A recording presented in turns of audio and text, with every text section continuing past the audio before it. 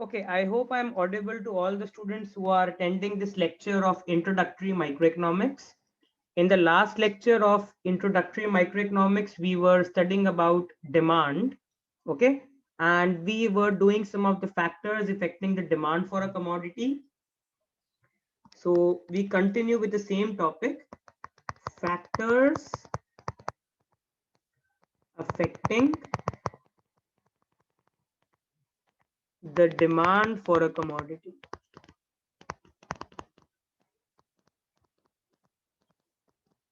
Okay, so let's talk about the factors affecting the demand for a commodity. Now, in the previous lecture, we had talked about own price of a commodity and the income of the consumer and price of related goods. We were on this factor. Okay, so this was our third factor, if you all can recall, price of related goods. Now, within this we had done substitutes, if all of you can recall.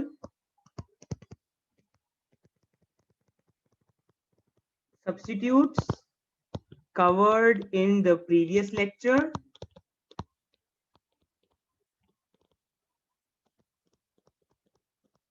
Okay, let's talk about complements now.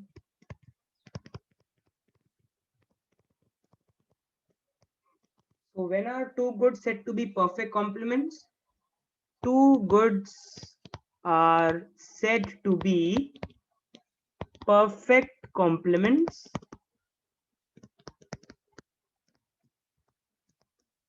okay, if they are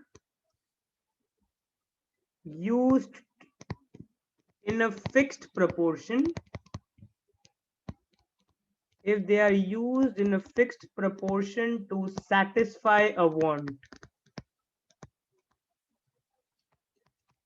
So again, you know this from high school, two goods are said to be perfect complements if the consumer can use them in place of if the consumer can use them in a fixed proportion. That means both the goods have to be consumed together in a fixed proportion to satisfy a want. Example, left shoe and right shoe. You can't manage with one shoe, you need both the shoes. You need a pair. Pen and ink. You cannot use the pen without the ink. There is no use of the ink without the pen. Okay. Similarly, computer and software are perfect complements. Okay. So let's now talk about what happens when the price of complement good goes up. When the price of complement good goes up. Another example is car and petrol. So for example, let's take the example of car and petrol. If price of petrol goes up, what will happen to demand for petrol cars? Obviously, the demand for petrol cars will fall. So when price of complement good goes up, demand for own commodity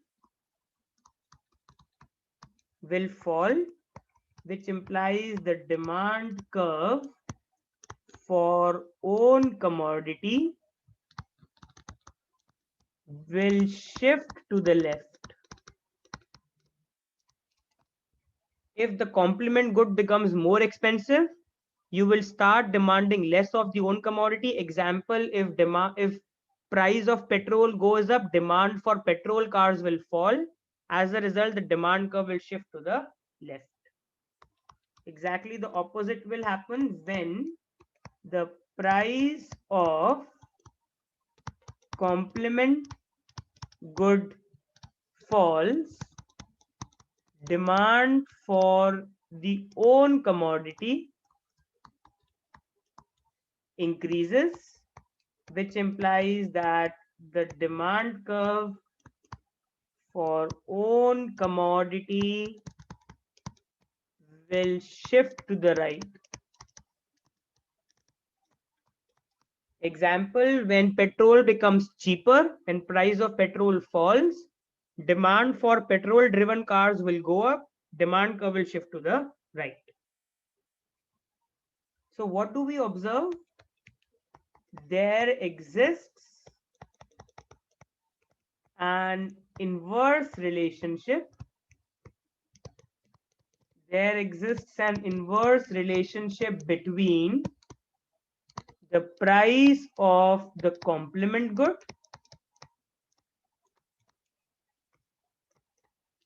and the demand for the own commodity.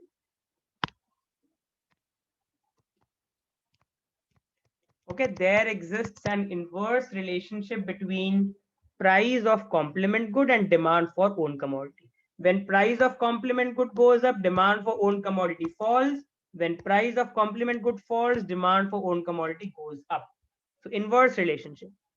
So guys, if I sum up from the previous lecture as well, when we talk about substitutes, there is a direct relationship between price of substitute good and demand for commodity. I repeat, there is a direct relationship between price of a substitute good and demand for own commodity. But when we talk about complements, there is an inverse relationship between price of the complement good and demand for the own commodity. So I hope students have understood complements. Then moving forward to the fourth factor affecting demand, tastes and preferences. Now, this is also an important factor affecting the demand for a commodity. So, if there is a favorable change in tastes, if there's a favorable change in taste, it implies demand for the own commodity goes up, which implies that the demand curve will shift to the right. If the consumer develops a favorable change in taste means if the consumer starts liking the commodity, demand for own commodity will go up, which implies demand curve will shift to the right. And exactly you can make the opposite change. If there is an unfavorable change, if there is an unfavorable change in taste, it implies demand for own commodity falls, which implies that the demand curve will shift to the left. You can clearly see that there has been a favorable change in tastes towards the non-veg food. Okay, especially among the Indians as well. So you can see the demand for chicken, the demand for fish, the demand for the non-veg commodities have gone up because there has been a favorable change in the society's tastes towards these commodities. Okay, so this is one such example. You can have many other examples as well. Fifth factor affecting the demand for a commodity, expectations.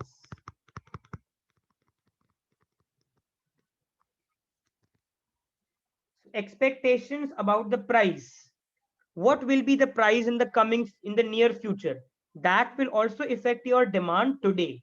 So I can write 2 points on this. If the consumer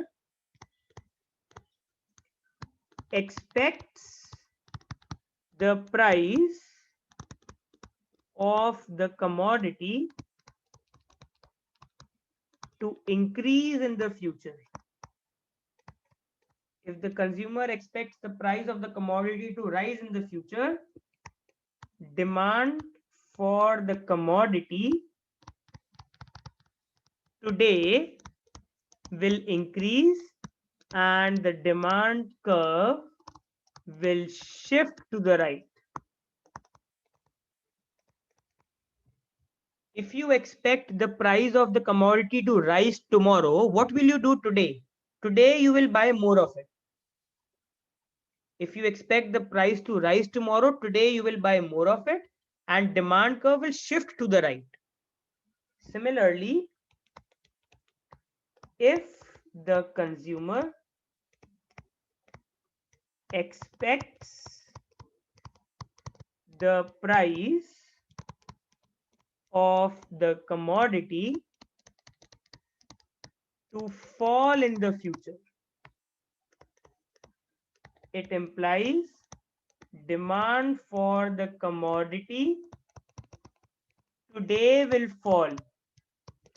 If I know that the commodity is going to become cheaper tomorrow, I will demand less today, and the demand curve will shift to the left. So you all have seen how expectations also affect the demand for a commodity.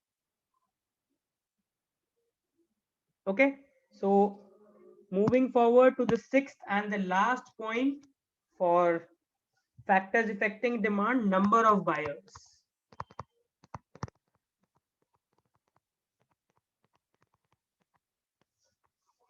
Okay, so this is again very simple. If the number of buyers of a particular commodity, if the number of buyers of a particular commodity go up, maybe due to brand following, due to advertising, we don't know the reason. If the number of buyers of any particular commodity go up, demand for that particular commodity will increase, and the demand curve will shift to the right. And exactly the opposite will happen if the number of buyers of a particular commodity fall, demand for that particular commodity will fall, and the demand curve will shift to the left. So I hope all students attending the lecture have understood all the factors. So there are 6 factors. Factor number 1, own price of a commodity. Factor number 2, income of the consumer, on the basis of which you can classify the goods as normal and inferior. Factor number 3, price of related goods, on the basis of which you can classify the goods as substitutes and complements. Factor number 4, taste and preferences. Factor number 5, expectations about the future. And factor number 6, number of buyers, influencing the demand for a commodity. So there are 6 factors which affect the demand for a commodity. You will find all these 6 factors explained in depth in my lecture notes as well. Okay, so now the only thing left for us is to do a case study in today's lecture, and then we stop. So let's talk about case study. So one of the interesting case studies is the ways to reduce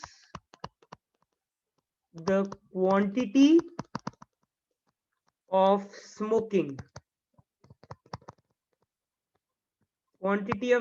demand. Now this is the case study which I have picked up from Gregory Mankiw, which is your book for the entire semester. We want to see what are the various ways in which we can reduce the number of cigarettes smoked. All of us know that cigarette smoking is injurious to health.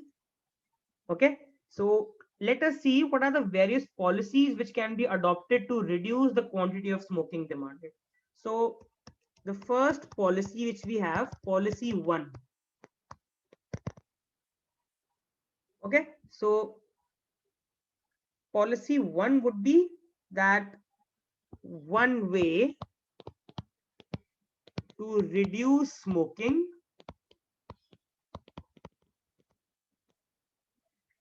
is to ensure public service announcements, mandatory health warnings, okay, on cigarette packages,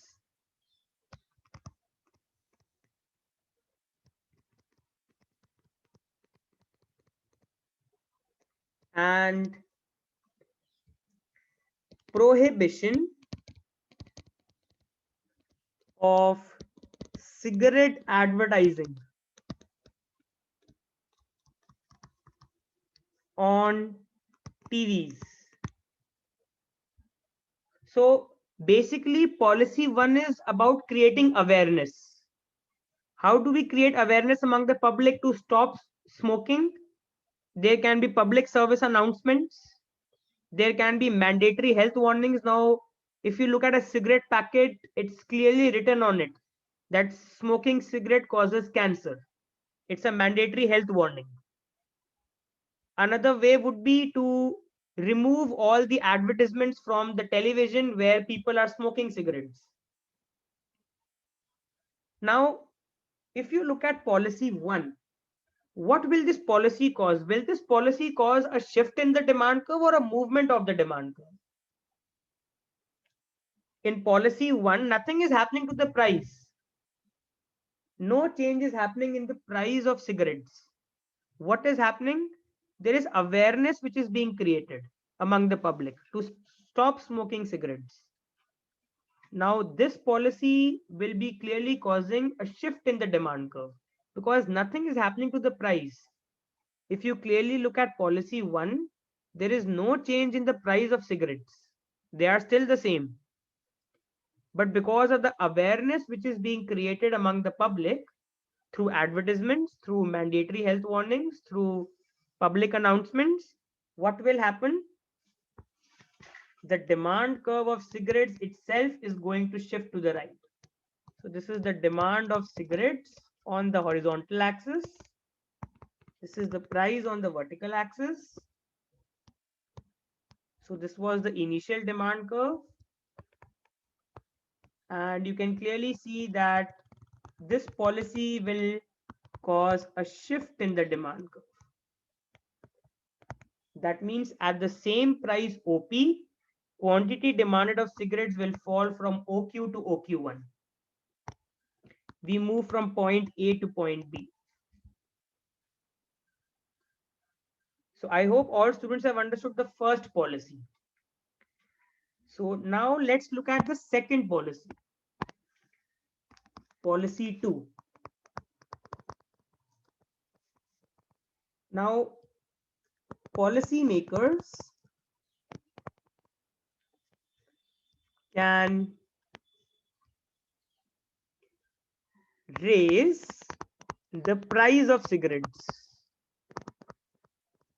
Now, guys, what's one of the methods of raising the price of cigarettes? Suppose the government imposes a tax.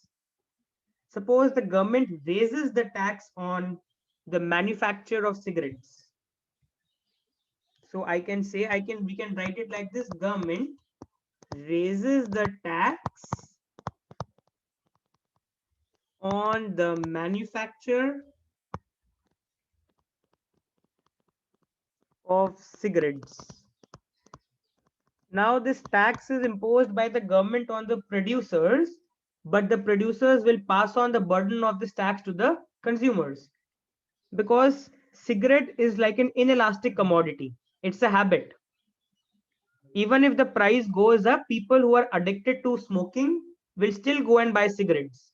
So if the government imposes this tax on the manufacturers, I can say the manufacturers will pass on this burden of tax on the consumers. So now what is happening? Consumers are paying the higher price for cigarettes in the form of more taxes. Now, is it causing a shift in the demand curve or a movement along the demand curve? All of us know the answer. It will cause a movement along the demand curve. So quantity demanded of cigarettes, price. This is my demand curve. And now what is happening? When the government raises the tax on manufacture of cigarettes, the manufacturers will pass on the burden of this tax to the consumers. As a result, the consumers will now be paying a higher price for cigarettes, which will reduce the quantity demanded of cigarettes. So I hope students have understood this case study regarding what are the various ways in which we can reduce the quantity of cigarettes smoked. One policy is to impose more taxes, which will cause contraction in demand for cigarettes. Okay. And another policy is not to change the price, but to create awareness among the public. That itself will cause a shift in the demand for cigarettes to the left. So now we can argue as to which policy is better. Now, in case of policy 2, the good thing is the government is also getting the revenue. In case of policy 1, there was no change in price, so government was not getting any revenue out of it. In case of policy 2, the government also gets tax revenue from cigarettes, from raising the price. But understand this, in the long run, which policy is better? Policy 1. Okay, policy 2 will have an impact immediately. But understand this, policy 2 might not be very successful because for people for whom smoking is a habit, they will still buy cigarettes even if the price goes up. Because cigarettes have inelastic demand. Inelastic demand means even if the price of cigarette goes up, people will still buy it because they're addicted to it. So policy 2 might not be very helpful. But in case of policy 1, even though policy 1 will take in effect gradually, but it's a better policy because you are ultimately hitting the psychology of the people. You're making them educated about the harmful effects of smoking. So even though policy 1 might take time, but it's a better policy than policy 2. Okay, so with this, our lecture on demand is completely over. Now, in the next lecture, we will be talking about supply. So today I Sir, stop. Yeah, you can ask your doubts now. sir, can you explain? Can you draw the policy 1 curve once again, sir? Can you explain it? So in case of policy 1, so right now I'm taking doubts. Okay. And in case of policy 1, where you are creating awareness among the public to reduce smoking, now there will be no movement along the demand curve. There will be a shift in the demand curve. So if this is my demand curve, when there is advertisements to stop smoking, when there are mandatory health warnings, nothing is happening to the price. The price of cigarette is the same, but those are impacting the psychology of the people who smoke, which in turn causes the demand for cigarettes to shift to the left at the same price. So this is what is happening in case of policy 1. Mandatory health warnings, okay, removal of advertisements on smoking, all these are causing the demand curve to shift to the left at the same price. Whereas in case of policy 2, price itself was rising, which was causing a fall in the demand for the cigarette smoked. So I hope now I have convinced regarding policy 1. Yes, sir. Yes. Okay, so I stop in the lecture today. Okay, so I hope students have enjoyed the lecture. You can, for any doubts, you can call up or you can mail me your doubts at divineschoolofeconomics@gmail.com. Okay, now I request students to leave this meeting and join back again using the same link. Okay, please join back again using the same link.